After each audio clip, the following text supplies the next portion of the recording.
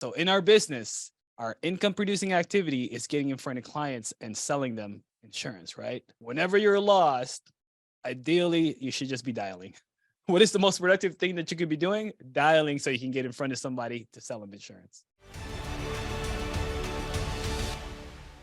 We're going to run through a lot of questions, and then we're going to give time for you guys to ask your specific questions.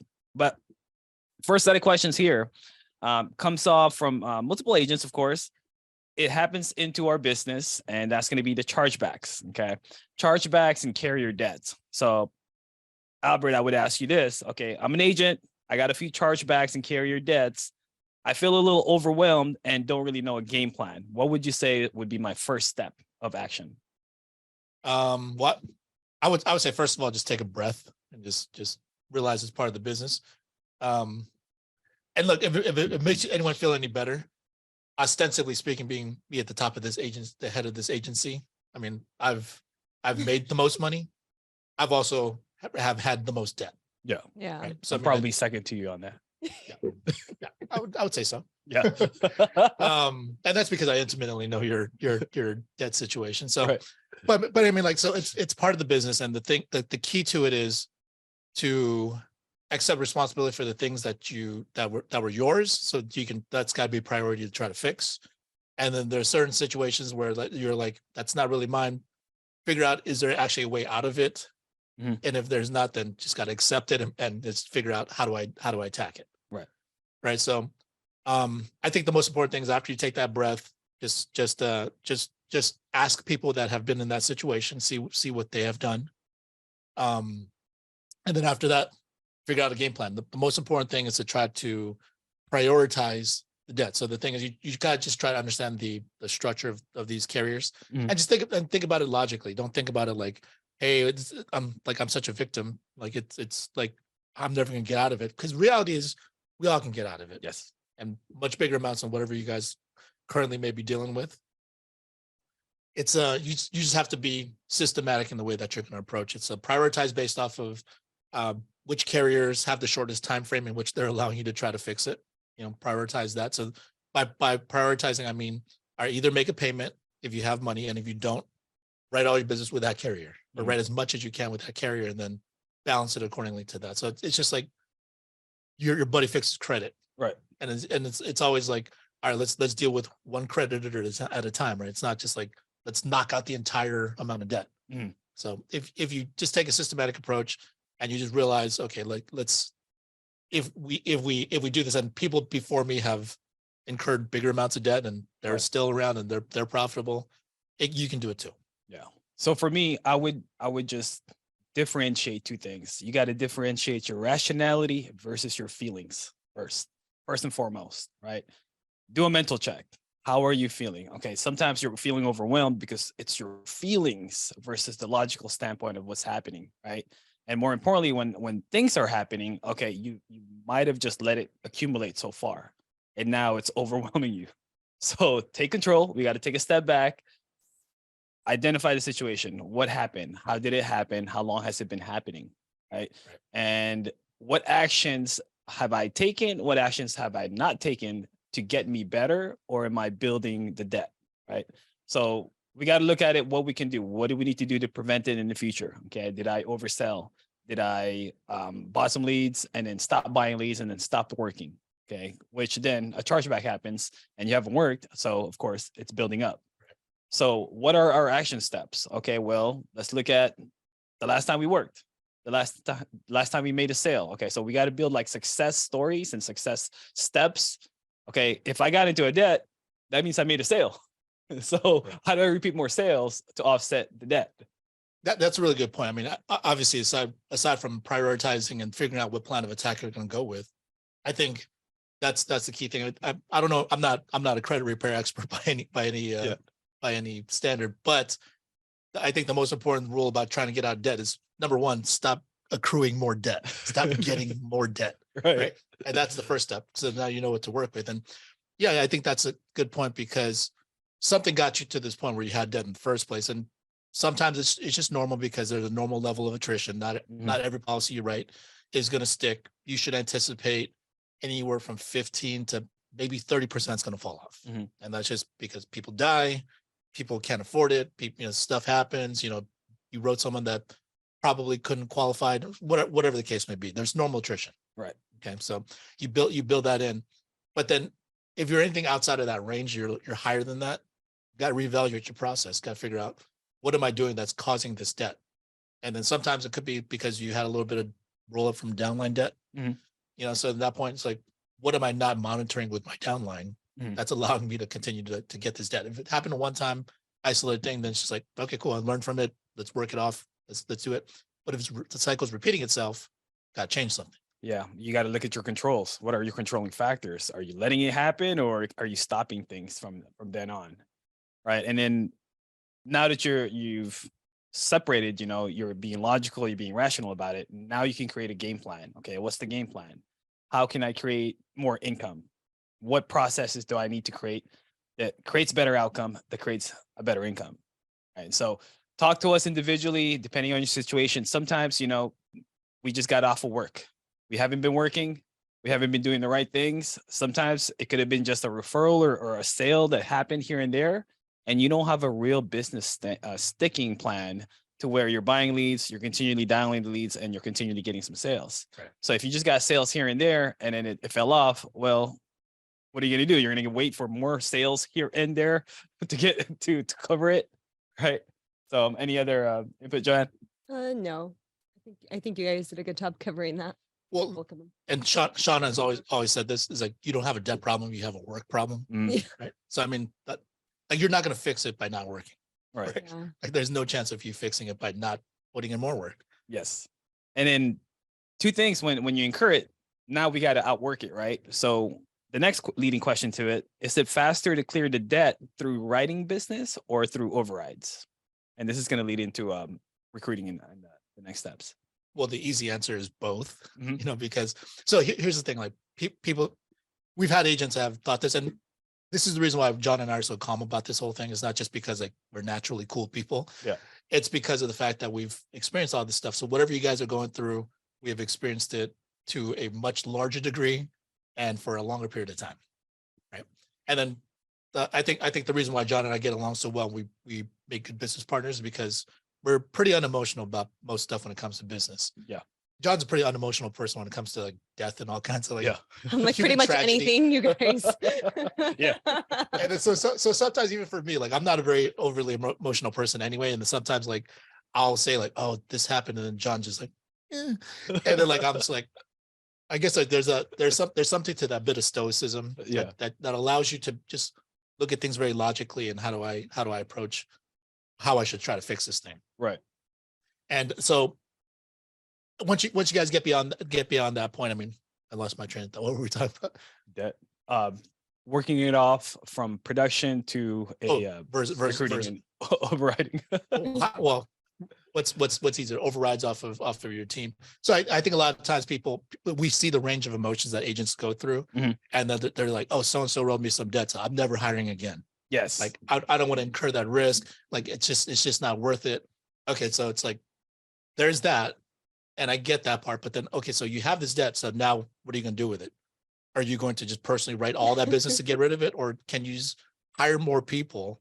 And then this time around, you're not starting from scratch. You had that experience. You learned what you shouldn't be doing. You learned what to look out for when it comes to downline agents and any activity that you can cut out. And if it's a small amount of debt, I mean, for me, I'm like, I'm not trying to be insensitive, but if it's a small amount of debt, get over it. It's part of the business. And Yeah. you're going to be fine. It's like a lead cost. Yeah. Like if you have a little bit of debt and it's like, it seems like a really difficult problem and really it's something that you can't overcome. How much are you really working? Yes. Like, I think that's the first step. You got to look at it. All right. So numbers, not to say big numbers, one family, helping out one family, you make 1,000, right? So if you have like a $2,000 debt, how fast can you take care of that with personal production? 2 sales. Right. Okay. So logically, and think about it, if I put in a good solid 40 hours of a work week in 1 week, can I make 2 sales? Can I make more than 2 sales? So how fast can you really clear that debt off of personal production? A day. even if you're on a 50% repayment plan, that's 4 sales. Yeah. And you've covered it, right? And then you'll have access to, I mean, I guess like if you're just thinking like, I don't know what to do now, it's like, if you're not thinking I'm going to work, like, what are you doing financially right now anyway? Right. Like, are you independently wealthy? Right. Like, if you are, then you shouldn't have any problem paying off the debt. But then if you're not, which I suspect most of us aren't, Mhm. then you just got to keep working anyhow. So Yes. just don't get frozen in your tracks because you have a little bit of debt. Now you're overthinking the process and, Mhm. oh, what am I going to do? How do I get out of this? And just go to work. Yeah. Yeah. And then going into that, so if you can create that control and you have a decision to get out of it, now we want to think past the debt. We want to think about, okay, I'm going to clear this, but bigger picture, how can I create a profitable business in the insurance industry? Because we didn't come here to just be on debt and just pay it back and maybe work a W-2 somewhere and pay it off after we were paying our bills, right? You want to be profitable. You want to make money in this business. Okay, so what did I learn from this? How can I be more profitable? And this comes back into recruiting. We're going to go back into the next step is how do I build a team? Because, okay, maybe 1 or 2 sales can happen for you to offset that debt. But what if you have like a 5-figure or 6-figure debt, Right. right? That's a lot that you have to outright. Or you can find the right people.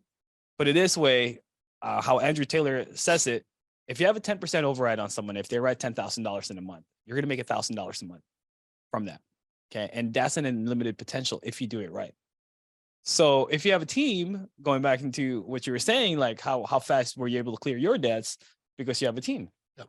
Well, yeah, I'm pretty confident. I don't know. I haven't talked to everybody on this team, but on the call so far. But then the thing is, for all of you guys on here, like, I've incurred more debt than probably most of you guys have made. Right. So if that's any indication as to how much debt I've dealt with. And the thing is, like, up until recently, I haven't really personally produced that much because I've always focused on building a team. Mhm. Like, I just always saw that as my plan, because while I love selling, I love dealing with clients, overall, I just felt like I could accomplish more by reproducing myself as many times over as I could. Right. And all that time I had like 5 figures in debt, 6 figures in debt. I mean, I've chipped away at it and chipped away with all because of override activity in my downline. I was still making some money in the meantime. So the thing is, it just chipped away and chipped away. Now, if I didn't have any downline team, then I'd be personally responsible for it. Or if I stopped recruiting, then I'd be personally responsible. I'd have to be writing all day long, all night long. And I would just never, that would be nothing. And then it's not very appealing to be like, hey, everything I write is just going to go towards paying off debt. Right. It's like, why don't you enlist the support of other people that are looking to become profitable and then do this thing together? It makes it so much more manageable. Like, if I wasn't here and then you just had to deal with all debt yourself, like, it would probably suck a little bit more, right? Yeah. Because now you're in your own head. Yeah. And then you feel like it's all on you, and you feel like, okay, it's such a big mountain to climb. It's an insurmountable task to do. But if you chip away, a few hundred, 1,000 a day, and then now you have a team that's producing. If they write business and it chips away 500 a day out of it, it makes it look easy, right? Right. And then understand, though, you got to have patience. It didn't happen overnight. It's not going to go away overnight. Unless you bought some scratchers and you get lucky right away, things will make it happy for you. I just think about the psychological advantage of building a team too. I mean, it's either way. I mean, you're still going to be personally responsible for it. And the quicker you take personal responsibility, the faster you'll get out of it. Mhm. But it doesn't mean, like, the functions in which goes into paying it off.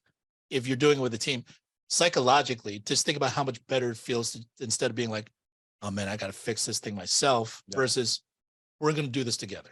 Right. But just knowing that there's other people that you're moving the same direction, like, it's all going to chip away at it, rather than you just being solely responsible on your own income and on your own work efforts, your own time, to be able to try to break that thing down. It's just psychologically, it'll help you a lot. And it's, you can also, and then now you're in a position where you're much more engaged in the business, and then you have a responsibility to these people to be available for them, to guide them in the right direction. Mhm. You can teach them the mistakes that you have made, so then they can try to avoid some of it. Although the reality is they're going to make their own mistakes anyway, no matter what you tell them in most situations, because that's just human nature. Yeah, and I would say look forward. Instead of feeling hopeless, have a strong faith that you want to look forward in the future. That think about how strong you'll be and how great of an accomplishment it'll be once you get out over this hurdle, right? You'll feel invincible. It's like, oh, it's nothing. I remember the first time I had a rolled up debt, it was like 5 figures, and I was like really mad. I felt victimized in a sense that how could this agent do this? Why aren't they working? Blah blah blah. In my head, I'm like, I'm just gonna keep working, and I'm gonna take care of this. And if they want to work, if they want to take care of it, if they fix themselves, that's great on them. But mentally, for me, I knew I didn't want to feel weak. I didn't want to feel like I'm not going to let an agent destroy me or ruin my lifestyle or ruin my career based on their actions. It's not so much of a superiority complex, but I feel like I'm better than that, right? Don't let it destroy you. But but in fairness, you are better than that, better than that particular agent that feels that way or whatever, because it's not because of skill, or definitely not because of personality, Right? but it's entirely based on experience. Yeah, It's entirely based on the fact that you've done it before. And like, when debt comes down, like we're just laugh like, at it. whatever. It's just like, okay, I've seen this movie before and know how it ends. And like, I come out on top if I just keep working. Right. So just look for the future. Look into what can happen once, because imagine you're doing more than needed, right? You're taking care of your bills. You're paying off the balance of the debt. Imagine the greatest feeling of the debt is at zero and you're still working that same capacity. Where's that extra income coming in now? It's going into your savings. It's going into your business. It's going into you and your family. So this is just a small time frame into the business that you're in, that you can get out of, and just think and look forward to the future. And maybe in a few weeks, in a few months, or even a few days, if you take the correct actions immediately. And why it's so vital that you take personal responsibility for it, rather than just sitting around feeling woe is me and feeling sorry for yourself. There's only two real outcomes when you get debt, right? There's only two, right? Either one, you put in the work, you come up with a plan, you chip away at it, you either build a team or you personally write it off yourself, and then you get to that point, and then you become a badass because you're like, I have accomplished this. I know I can get out of the situation, which means I can get out of many other situations. Right. So that's one scenario. The other outcome is you just continue to ignore it, or you just continue to overthink it and do nothing about it. And then either you flame out the business, or you just sit there and then you get terminated by all the carriers with cause and all this other stuff. And then you still owe the debt. Yeah. So it's like you should take the first road. I mean, and sometimes it takes a little bit of time for you to kind of psych yourself up to get to that point, but it's not really that much of on a daily basis. Like you feel so empowered. It's just every little bit of action provides you a little bit more self-confidence, builds up your self-worth. And then you get to the point where you're just that dude, or you're just that gal. Yeah. You're just that person now. It's like there's no more like, can I do this or not? Just like, this is what I do. Yeah. Right? Just look at it at that end. You become a fighter or you become a victim. Right. So, and then that carries, man. If you don't take care of it and you don't take the personal responsibility, let's say you leave the industry. Well, you carry that baggage with you into a new business, new workflow. That comes back to you, man. That's a personality now instead of just like one incident. Right. It's not even just the financial part of it. It's just you're gonna be that person everywhere else you go, and you're gonna carry that victim mentality. You're gonna carry that like I can't fix my own life. Yeah. That's stand up and fight. Yeah. Gotta be a fighter. So hopefully that helps. Last part. So we're talking about overrides. We're talking about recruiting. So if I'm an agent, I don't have a team yet. What would be the first step into getting into recruiting and building a team? Okay, we might have some new agents here. They're thinking bigger. They want to grow. What would be the first step? I think Joanne can answer this one. I think like for recruiting, there's a lot of different things that one can do.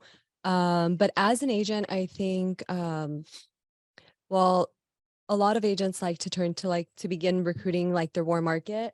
So they'll, start recruiting that way. And then from there, they typically will go into like social media or do things that way. But in general, I don't think it's that hard to start recruiting and start building.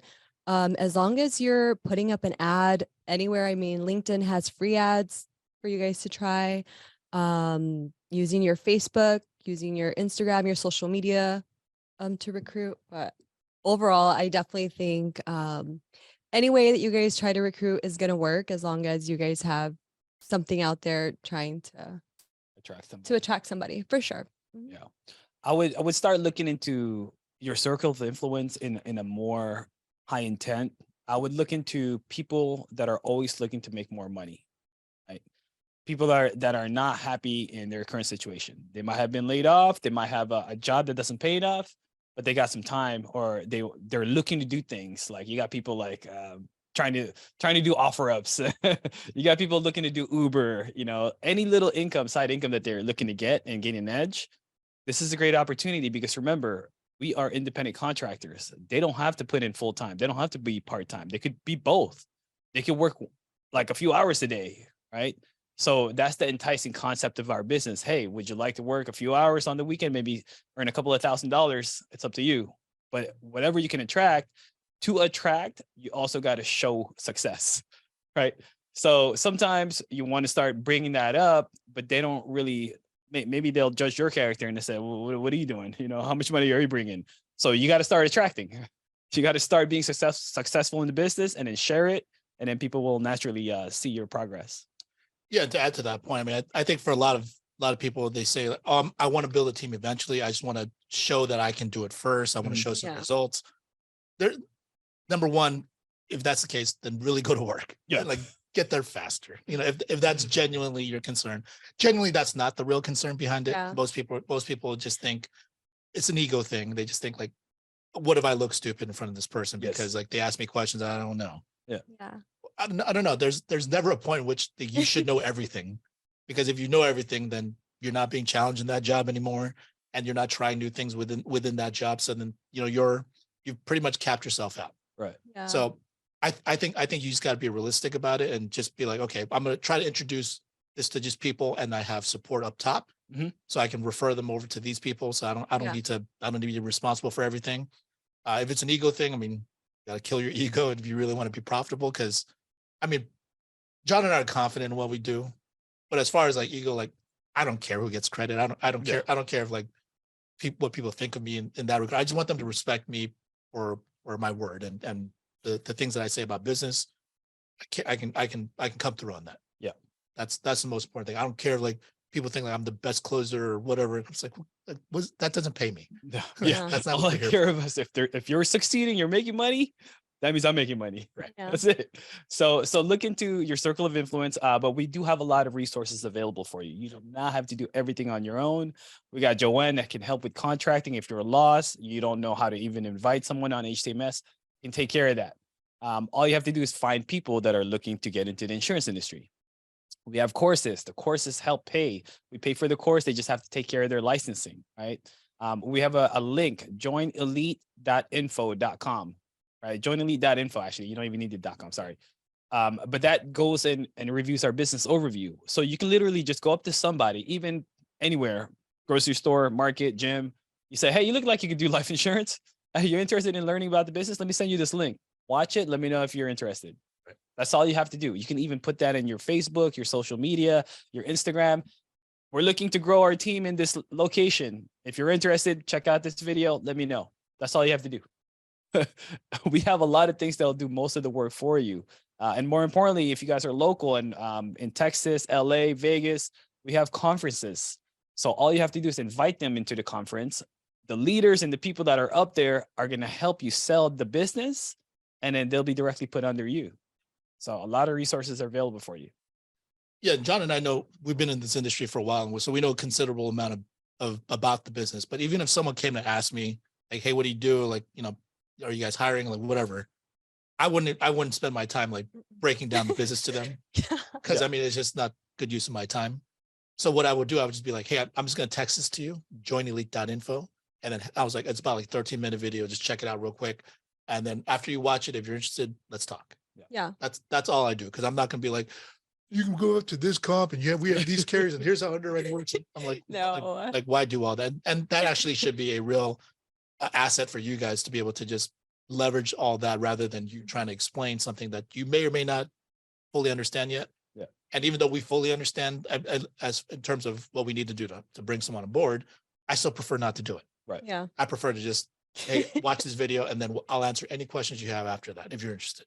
Yeah, that's it. And if you're not interested, cool, we're still friends. Like there's no big deal. Yeah. And just to like feed off of what Albert's saying, that's exactly what I do with our agents. Like I don't, or with our prospective agents that want to come into our agency, they all watch the overview first. And then from there, they're able to like ask you specific questions or give you feedback, or they're able to identify whether we are a good fit for them or not, but it just opens up that dialogue to them, to the information of FFL. And then also like it sheds some light to them into what they have doubts about. So Yeah, and then I think it definitely eliminates time. right, and if you have that individual asking more questions that you can't handle, feel free to three-way us. Mm-hmm. We can always help out. Yeah. Yeah, we could do Zooms, three-way, phone calls, whatever. And here's a pro tip for you guys too. So I had to learn this the hard way, but if you send them the video link and then they don't watch it, and then you come back, they come back and talk to you, and they're like, hey, I'm ready to talk. And then ask them first, did you watch the video? They're like, no. And I'm like, let's talk after you watch the video. And they're like, I just want to ask you some questions. I'm like, I get it. And it totally makes sense. And I have no problem answering your questions. But a lot of it's probably already gonna be covered during that video. So if you could just watch that video first, and then just let me know if you're not interested. And then so then I'll just keep sending them back until they actually finish watching the video. Yeah. And so like that's a pro tip, because number one, you don't want to set the tone. Number one, it's useless work. It's waste of unnecessary your work time. that you don't need to do it. But also two, for that person, for sure, they're not gonna follow any directions. Yeah. Right? Because they're just thinking like, I don't care about your time. I don't value your time. I'm gonna make you answer my questions. Right. It's like you want to hire the right kind of people that you're gonna enjoy Exactly. working with. And you're not being rude about it. You're just doing the more efficient thing. Yeah. And then I check people too. I was Yeah. like, all right, so what did you like at the end? Are you an A, B, or C? And I keep it simple because it tells somebody and asks somebody A, Yeah. B, C at the end. What do you mean? B? Which part did it be? Just check them to see if they really did watch the video. Yeah. No, I think that's good. Yeah. And then one thing that John brought up earlier too, if you guys are trying to figure out who to ask, and you're number one, you got to open up your mindset and just realize how big of a world it genuinely is. So a lot of times people say, I want to hire a team, I want to build a team, but I don't really know who to talk to. Okay, so here's the first and easiest thing. Number one, post your stuff on social media. Just start plant like sowing seeds. Yeah. Letting people know what you do, first of all. And then second of all, John kind of brought it up, like you want to bring up people that are unhappy with what they're doing, or they want to make more money, or they want to do something else. Here's the best thing about this world. There is no shortage of complainers. So you'll hear plenty of people will talk about how much they hate their work, or they don't want to do this, they don't want to do that. They got passed upon for a promotion. They're not making enough money. They're looking for a side hustle, and they're doing this and that. People are telling you all around you. And Yeah. the thing is, you see this, but the reason why we may miss it sometimes is because we're buying into it and we're like, yeah, I can see how that sucks, or yeah. my thing sucks too, or whatever, right? So Yeah. instead of doing that, just look at it as opportunity. Like Right. anytime anyone complains, just think about what you have to offer to try to provide a solution. And it's not you fixing their problem for them. It's just, hey, check this out. Look at like, sometimes they're single moms. They're working from home. They have a lot of free time, especially if like they take their kids to school. The kids are in school. They're not doing anything, waiting to pick up their school. There's opportunity there. I go sometimes in different times to the gym. If you see somebody you see often, that's like, how come you're always here on the daytime? Do you work at night? Okay, maybe you can do this, right? So there's plenty of opportunity in people around you, but you just have to be intentional. Trey said it the best. He had a business overview or development call on Monday. Just take two people from not knowing to knowing about FFL. Yep. Start from there, and then just introduce it to people as much as you can. If you do 2 people a day, that's a lot of people throughout the year. You're about to find some people that are willing to work with us. Really simple concept. So now we're going to open it up for questions. Those are the main 3 that we had. Feel free to unmute. Ask us anything you want to expand on from the topic we mentioned to anything specific for you. The question was, you guys mentioned like when you're building a team that you help with the training. Is that what you said? Yeah, so we offer a free course. Okay, so you're in Texas, right? So Texas Yes, is sir. funny. Typically, in any other state, you need a prerequisite to take the test. Okay, California, you need a Yes. 52-hour course. But of course, to take the test, you kind of know what you got to know what the information is. So we pay Yeah. for the course. Okay, we use Excel solution. You can send it out to any of the agents. They can go through that, so they would have the right material to pass the test. So the Where agent, do I get or that information? I can send it. I'll So we'll text it. send you the voucher. Please and thank you. Please and thank you. Yes, and then share it to Um, anyone and everyone. let's see, what was my next question? So when you guys are always, people are always talking about buying leads. Like I don't even know where to start with buying leads. Okay. So I'll have a second conversation with you, but we do have an it's called ILC, the Integrity Lead Center. So it's your same user account from your HCMS. So you would just go to familyfirstlife.com, log in, and then look for ILC on your gateway. And then it'll tell you specifically on that area what lead sources are available for you. Yeah. Thanks, So guys. Because I got to get back to work. let's get it. Cool.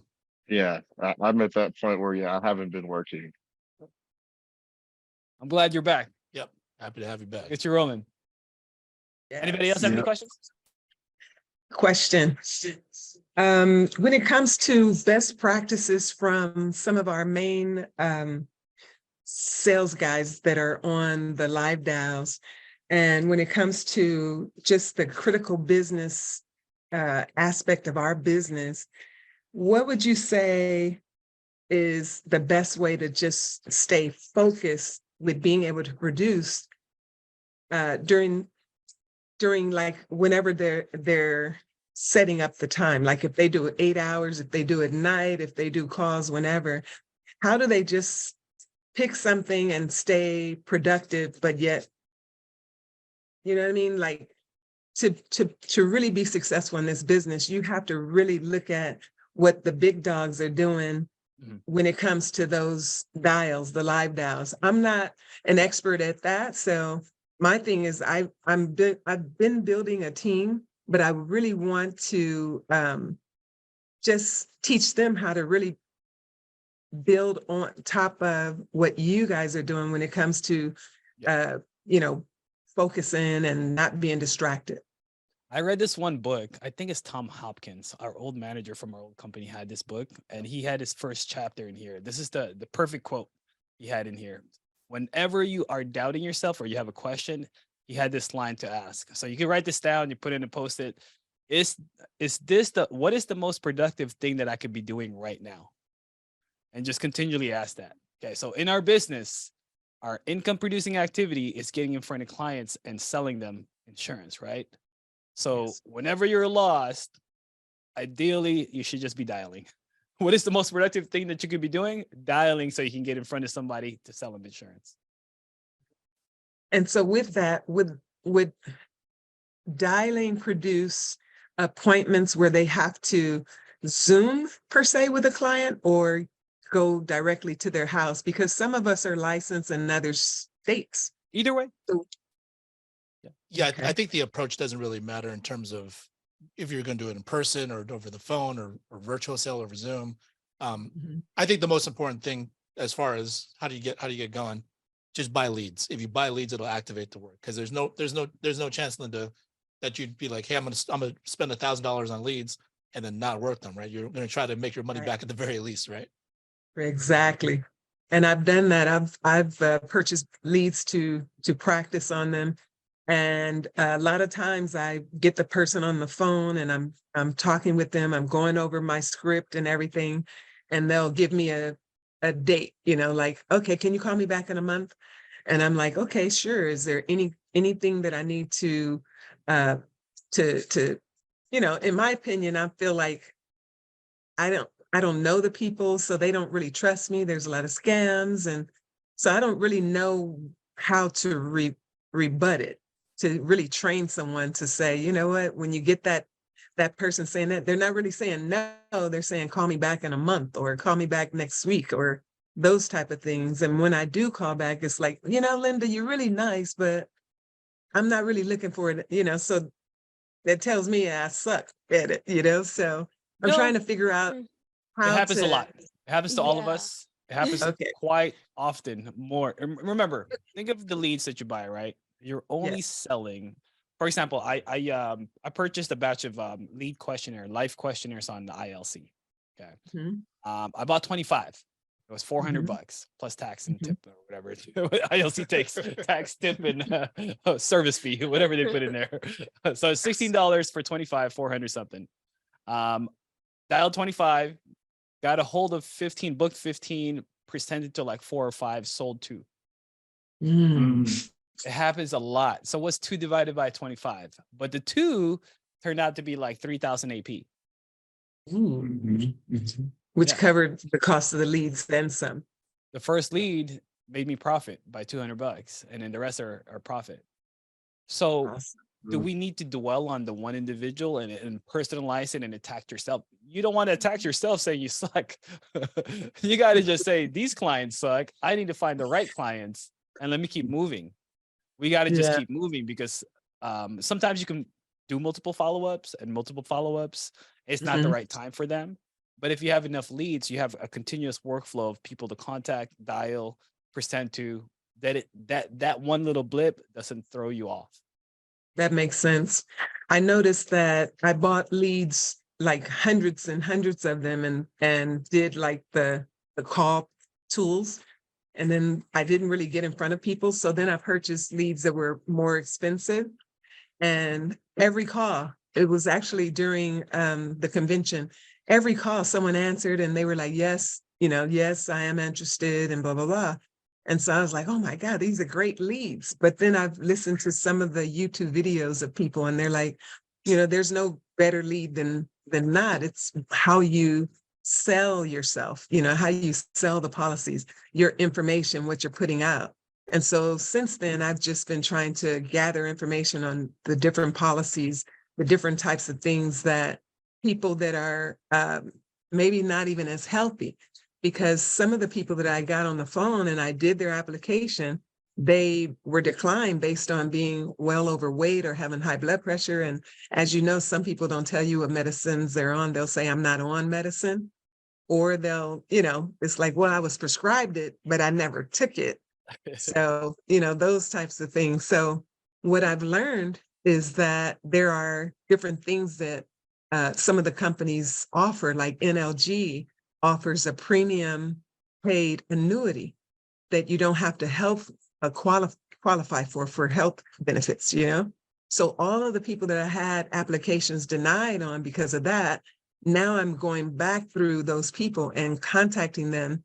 And I feel like I've gotten really great feedback because they don't have to qualify for an annuity and it's a premium. So minimum is $100 and they can add to it. It's not like an IUL where they mech out.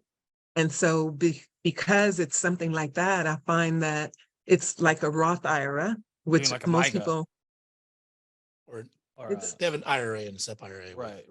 So it's like an IRA. there's different products, but it really comes down to what the client really needs and what solution you can provide that fits their situation. And just to go back real quick, when you were saying like, you feel like it's because you suck, that you weren't able to overcome that objection or whatever it is. Here's the reality. Maybe you did suck on that call. Who knows? And we all suck at a certain point, and no one starts off with experience. So the thing is, that's okay. That's part of the process of learning the business. And you just got to run enough appointments, and then now that you've encountered that part where you felt like you got stuck, when that comes back around, you put some thought into it. Next time you'll know how to answer it better. And even if you can't do it then keep going back to it and keep going back to it. That's the only way that you can improve, by actually just doing it. Got it. Just stay Got it. consistent, Will stay do. productive. Anybody else Will have do. any questions before we wrap up? We're good? Doug, Donnie, Esther? No, sorry, there's an echo. Dang, that's a wavy echo right there. She sounded like she had auto-tune. I was like, dang, Esther's rapping. It's her AI generated voice. You guys are doing a great job, by the way. Are in the car, so like we have the same. I think that's why the that's echo. why it was. Oh, you echoing. and Donnie are together. We can hear you now. I don't have any questions, but I did learn a lot, so I was happy to be here. And if I do have any questions, I'll go ahead and message you or anybody else that can answer that. Great. All right. Awesome. Glad this helped. So if nobody else has any questions, we'll go ahead and wrap this up. Tune in later on today. Well, this is going to be on YouTube on FFL Elite Clips. And then tune in later on today at 2 p.m. Pacific for our 2 o'clock call. Thanks, guys. All right, we'll see Bye, you guys. everyone. Appreciate y'all.